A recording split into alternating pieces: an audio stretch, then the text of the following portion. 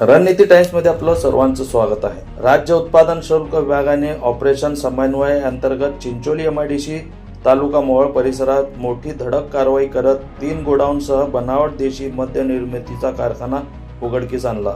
या कारवाईत तब्बल 2,01,45,285 रुपयाचा मुद्देमाल जप्त करण्यात आला असून 5 आरोपींना अटक करण्यात आली आहे। महाराष्ट्र दारूबंदी कायद्यान्वये गुन्हा दाखल करण्यात आला असल्याची माहिती राज्य उत्पादन शुल्क अधीक्षक भाग्यश्री जाधव यांनी दिली।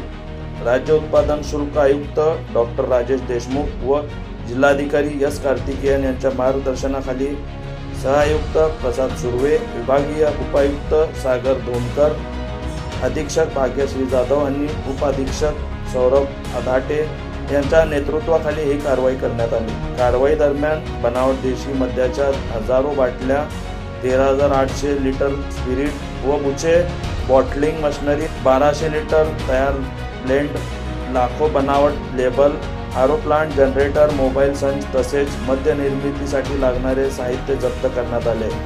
याशिवाय 4 चाकी, 3 दुचाकी अशी एकूण 7 वाहने देखील जप्त करण्यात आली। तपासात हे बनावट मद्य सोलापूरसह बीड, लातूर आणि धाराशिव जिल्ह्यात पुरवठा होत असल्याचे समोर आले आहे। या बनावट मद्य निर्मितीमुळे शासनाच्या 70,40,587 रुपयांच्या महसुलाचे नुकसान झाल्याचा अंदाज व्यक्त करण्यात आला आहे। गुन्ह्यासाठी वापरण्यात आलेली गोडाऊने भाडेतत्त्वावर घेण्यात आली होती आणि संबंधित जागा मालकांनाही सहआरोपी करण्यात आले आहे। राज्य उत्पादन शुल्क विभागाने स्पष्ट केले की बनावट व मिथेनॉलयुक्त मद्यामुळे किडनी निकामी होणे, अंधत्व येणे तसेच मृत्यूसारखे गंभीर परिणाम होऊ शकतात। त्यामुळे नागरिकांना अशा मद्यापासून दूर राहावे व अवैध मद्य निर्मिती, विक्री किंवा वाहतुकीची माहिती तात्काळ विभागाला द्यावी असे आवाहन करण्यात आले आहे।